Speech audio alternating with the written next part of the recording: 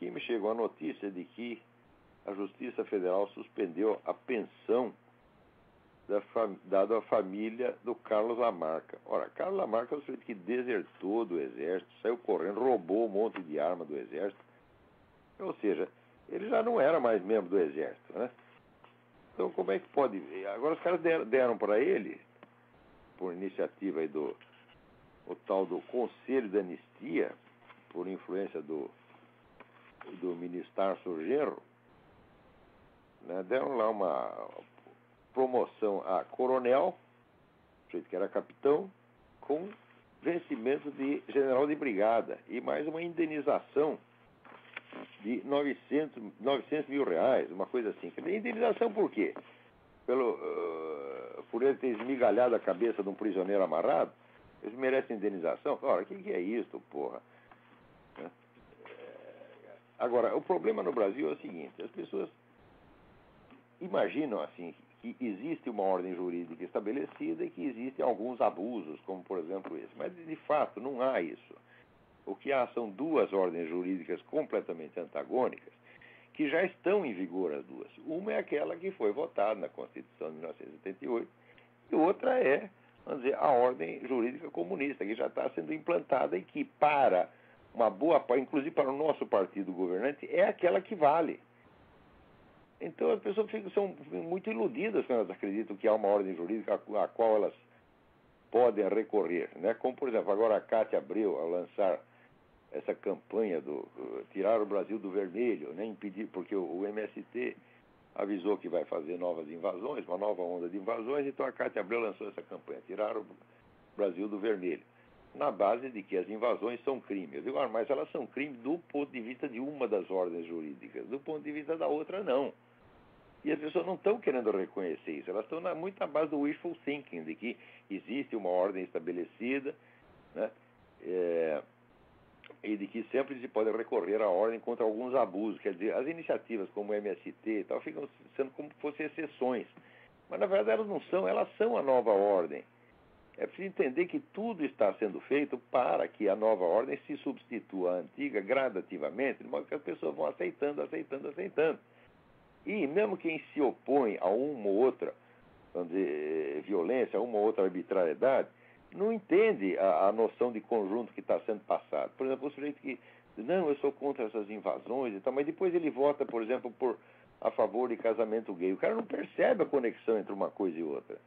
Não percebe que é um plano de conjunto, é uma nova ordem total, global, que já está sendo imposta.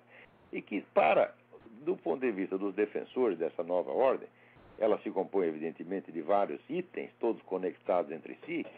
Tanto faz que um ou outro item seja sacrificado hoje em favor de um outro item que está sendo avançado. Quer dizer, eles avançam uma nova proposta, avançam 25, 30, 40 propostas ao mesmo tempo. 12 delas são aceitas hoje, as outras são aceitas amanhã. A pessoa não entende que vamos dizer, não é o programa comunista não se constitui de itens separados, mas de um sistema. E nesse sistema, cada novo avanço puxa outros avanços. Então, de maneira que ou você se opõe ao conjunto, ou então é melhor não fazer nada, né? Agora, você veja aí, por exemplo, esse pessoal do PSDB, né? E é odiado pela turma do PT. Mas é odiado, como sempre os social-democratas foram odiados pelos comunistas, que são parentes deles. Sempre foi assim.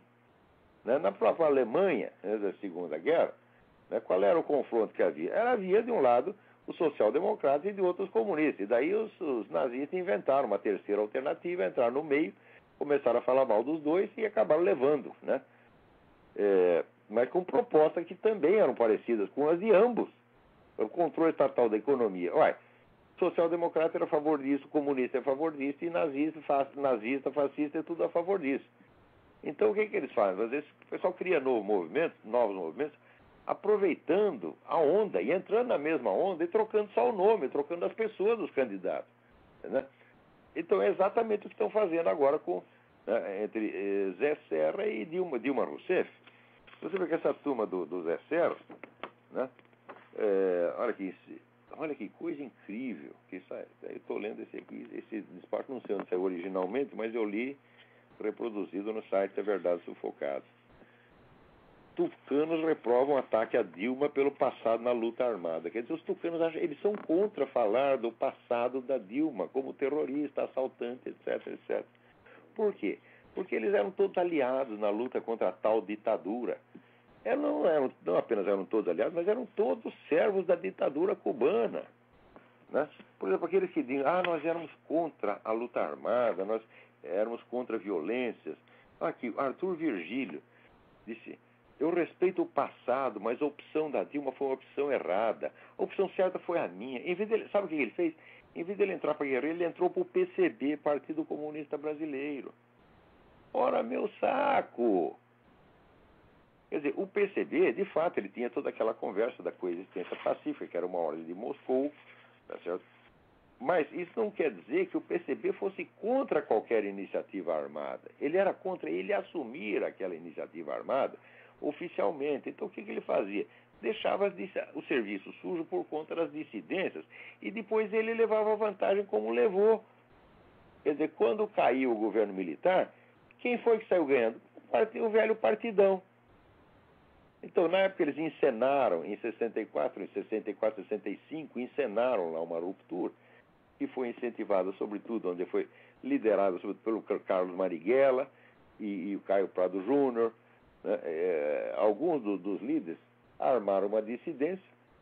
A dissidência foi para a guerrilha serviu ali de boi de piranha, meu filho, porque enquanto esse pessoal estava na guerrilha, o partidão estava montando o esquema da Revolução Cultural gramsciana, ocupando espaços, né, ocupando todas as instituições culturais, etc, etc.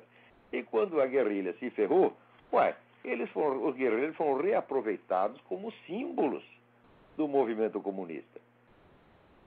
Então, qual é a diferença? Veja, o pessoal vem me mostrar, toda hora falando Arthur Virgílio, homem de grande valor, está combatendo o PT.